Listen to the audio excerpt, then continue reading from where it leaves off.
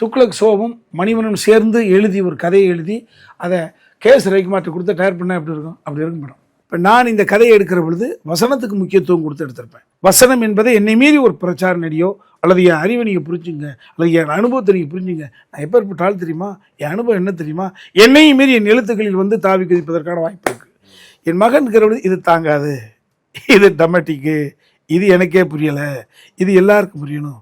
அதுக்கு உதாரணம் இப்போ ராஜாக்களி என்பது ஒரு தனி மனிதரோடு ஒரு தொழிலதிபரோடு பழகு அதில் ஒரு இன்ஸ்பிரேஷன் நடந்த கதை.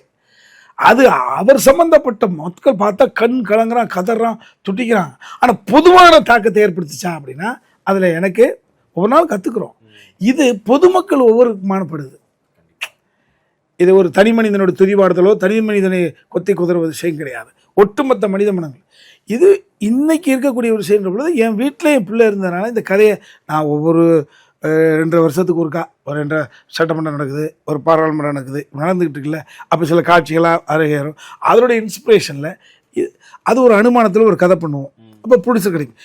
அப்போ அவனுக்கு தெரியும் அப்பா பொலிட்டிக்கல் சட்டையர் பண்ணிக்கிட்டே இருக்கார், பட் ப்ரொடியூசர் கிடைக்கலன்ற பொழுது இந்த ட்ரிபிள் ஆன செட்டப்பு, எனது உழைப்பு, எனது சூழல் பார்த்த பிறகு இந்த கண்ணன் ரவி சார் ஒத்துக்கிட்டார்ன்ற பொழுது இந்த கதை வடிவமாச்சு. அது மட்டும் இல்லை, இது அவ்வளவு நடிகர்கள் உள்ள இருக்காங்க.